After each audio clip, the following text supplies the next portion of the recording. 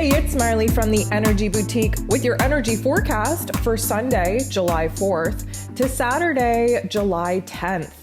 So last week we had a little bit of a flare, a little bit of an up, and a whole lot of downs. Of course, Venus shifted out of the watery, sensitive, very nostalgic energy of Cancer and shifted into Leo. That definitely revved our engines up just a little bit, kind of added back a little bit of a flare, but we were still very much under the weight and the pressure, the darkness, if you will, of that full moon in Capricorn. That energy definitely lingered. Of course, we jumped into a brand new month, into July, that is really going to highlight for us where the excitement can come back, where the playful energy can come back. July is setting us up for some beautiful connections, some beautiful opportunities to advance and align with the right kinds of people and the right kinds of opportunities. That's really going to help accelerate our new dreams, our new desires, and really bring them to life.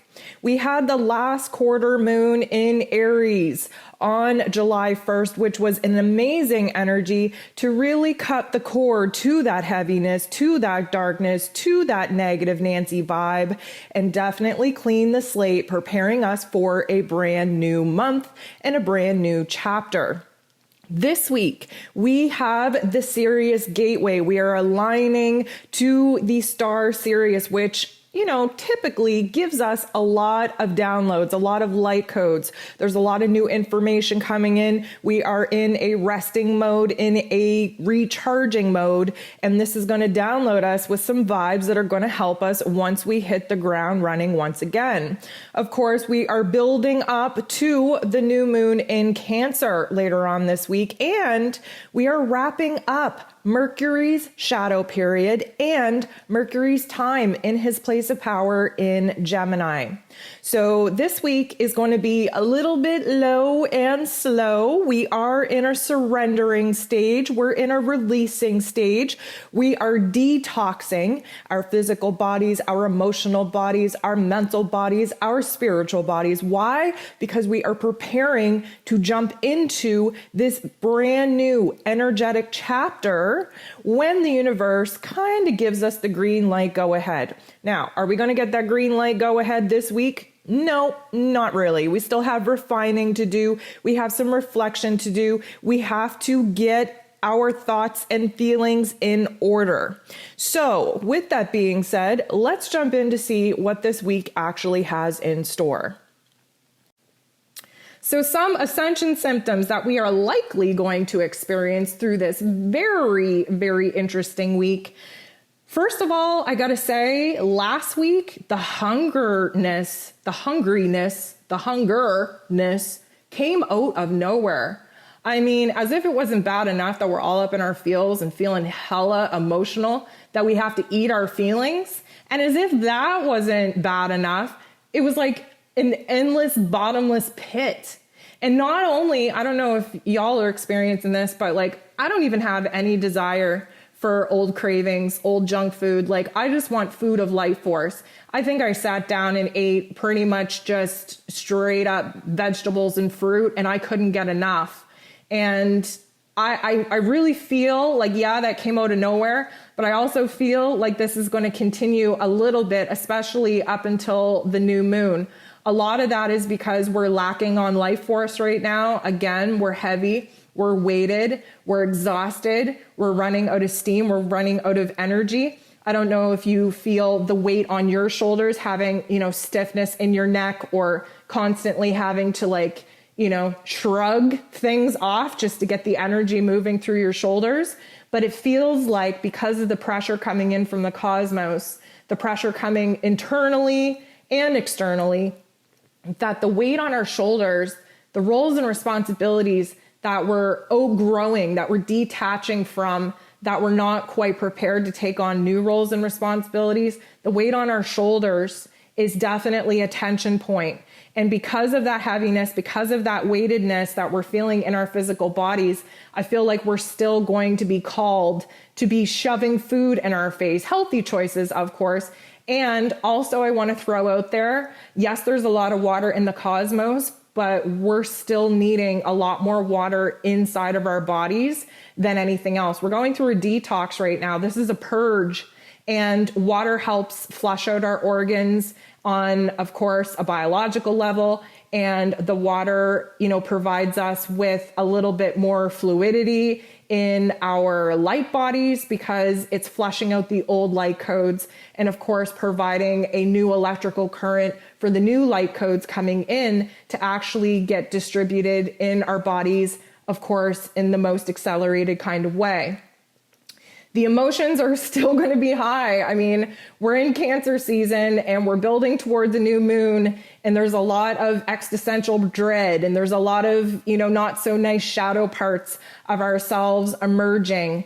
And a lot of this is coming out of our root chakras. So of course, tailbone, hips, lower back. There's a lot of friction there because that is our survival chakra, keeping us attached to this earth. But why would we want to be attached to this earth when this earth is so absolutely just horrifically destructive and uncomfortable and just unfair, right? And that's the way that many of us are feeling right now. Why would we want to connect to that? Why would we want to root to that? And so there is a shift taking place in our root chakra, helping us to detach from the connection that we have to the heaviness, to the weightfulness, to the damage, to the destruction, in order for us to see that when we lighten our energetic bodies, when we lighten our mental bodies, when we lighten our heart space, our physical bodies are going to start mirroring that sensation back to us. I talked about, I think I did a post, I'm not even sure if I talked about it, but our dreams are very intense, right? And our dreamscapes, which is basically the environment, the situation, the plot, the setting that takes place in our dreams, they're very dark. And it's not really that surprising that they're dark because, again, we are going through this awakening. We have to illuminate the darkness to the light. We have to sit in our pain in order to recognize that we can turn it into power. So our subconscious is really putting a lot of heavy topics and themes in our dreams, and especially in the staging. Now, if you hear, I'm not going to go totally into this, but I've been doing dream interpretation for pretty much 20 years. One of the beautiful things is that when you can start looking and analyzing your dreams as if it was a movie set, you can actually break down the details and find a lot of hints and cues from the setting in which your dream is taking place. I'll give you a couple of things to work with just to experiment a little bit. The actual setting of your dream. Is it outside? Is it inside? That's a major contributing factor of what it is you need to be focused on. Is it in your physical house or somebody's house that you actually know, or is it a strange, unfamiliar territory? The room in which the dream is taking place, maybe it's in the kitchen. We all have those bathroom dreams. Those are key indicators to what your unconscious is trying to tell you. So the dreamscape, the setting of your dream is a little bit dark, it's a little bit scary, it's a little bit confining, and it will continue in order to illuminate for us where the dark parts of ourselves are secretly hidden away, where it is that we need to bring that into an awareness, bring it into our conscious waking state, and really pick apart the details of what it is that we're dreaming about so that we can better understand where it is that our psyche is currently situated on healing. So another thing I want to talk about this week, I want you to pay attention to your muscles. Now, this could be muscle spasms. It could be muscle tightness. It could be that you overexert yourself and you actually pull a muscle. Now, muscles are directly connected to this Mars energy. And as you know, Mars is definitely on the stage of being active this week. And because he's frustrated from not being able to move forward as fast as he was technically he's not given permission to move forward at all, but he's all revved up, he's shaking, right? And you know what it's like when you are all tense and you're all rigid for so long and you're on guard and you're ready to just move at a drop of the hat, but the hat never drops.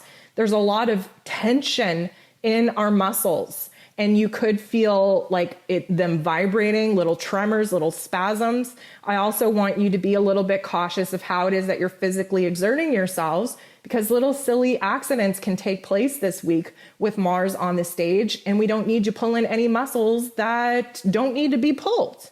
We also want to talk about the fact that the nervous system is going to be highly affected this week, not only because of the downloads coming in from the Sirius gateway, but because there's a lot of Uranian energy taking place this week. Why? Because we have to awaken to a new thought, to a new feeling, to a new reality, to a new perspective. That Uranian energy rules over the central nervous system. Now, this could be high vibe excitement. It could be anxiety. It could be restlessness. It could just be shakiness and tremors in your physical body. But you want to pay attention to where this electric activity is actually taking place, because that is an indicator on where it is that the energetic blockages are currently kind of, refusing to move, if you will. We have to remember that this week is a surrender period. This is about releasing our energies. And although the sun is in Cancer, holding on for dear life to anything that is old and familiar, we do recognize within us that we have to be open to change. So there is a little bit of a hesitation there. There's a little bit of electromagnetic pulsating in your body, especially from receiving those light codes. And just overall, you want to make sure that you are grounding, that you are nurturing the body, that you are trying to calm yourself, especially in your mental plane, when these bouts of electricity actually take over. I also want to talk about your bones, cracking of the bones in particular. So Saturn is a very important factor this week, and he rules over the bones, our skeletal structure. But most of all, I want to talk about needing to crack your joints, the tension buildup in your joints. Again, this is an indicator that new light codes are coming in, that old ones need to be released. We are recognizing where it is that we're holding on too tightly to the old and not fluid enough to accept the new. And because of that, there's a buildup of tension in our joints, and our biological systems require us to crack our joints in order to create a space for the new energy to take over. So whether you are intentionally trying to crack your joints or not, notice where in your body most of the cracking is taking place. If it's taking place in your lower extremities, it's because you're failing to take action. You're getting cold feet on actually being prepared for the green light go ahead to move forward. If you're feeling it throughout your spine, that is the new Kundalini energy coming in from the light codes affecting each vertebrae in your back. And pay attention to which section of your spine this is taking place in, because that relates to chakra that obviously is blocked in some way and needs to be rebalanced. The last thing I want to talk about are your eyes. Now, I don't know if you guys are going to know what I mean when I say this, but have your eyes ever shook? Okay, so it's not even something that we consciously do, but I know sometimes it will literally feel like my eyeballs are shaking, my visual is shaking, and I don't even know how it happens. I'm going to say that it has something to do with the muscle tension in our eyes, but Ascension wise and energetically speaking wise, it's because our perspectives are changing.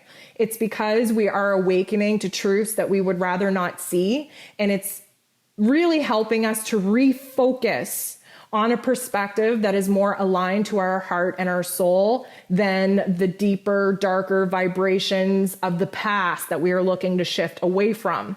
Orbs, light flashes, little fragments in your eyeballs as well are likely going to be more dominant this week. We had a huge spiritual upgrade take place last week. We are continuing to push ourselves in that process of enlightenment. And because of that, the veil between our physical realm and, of course, the metaphysical realm of spirit and energy is getting thinner. Our intuition is leveling up, our energy bodies are leveling up, and therefore our physical bodies can start picking up on the subtle energies of the other realm. And in our eyes, it's almost like we see something out of the corner of our eye, or we see those little light flashes, or we see those little pieces of quote unquote lint, those floaters floating by. That is all our eyes really kind of transitioning into having new perspectives emerge, into, the stronger our third eye gets, the less we need to use our physical eyes, because we realize that there's more going on behind the scenes than what it is that we can take in from face value. So we have a lot of rearranging to do. Our energy is being redistributed in all the right ways in order to align us with the energy that we have to be aligned with for this next chapter. So the Ascension symptoms, of course, they fluctuate from week to week. There are definitely some baseline Ascension symptoms that are always with us, such as ear ringing and temperature changes and bouts of dizziness and, all of those typical basic Ascension symptoms, but based off of the astrology, based off of the electromagnetic frequencies that are coming in week by week, we do have some dominant Ascension symptoms that do take place and need our attention a little bit more than others.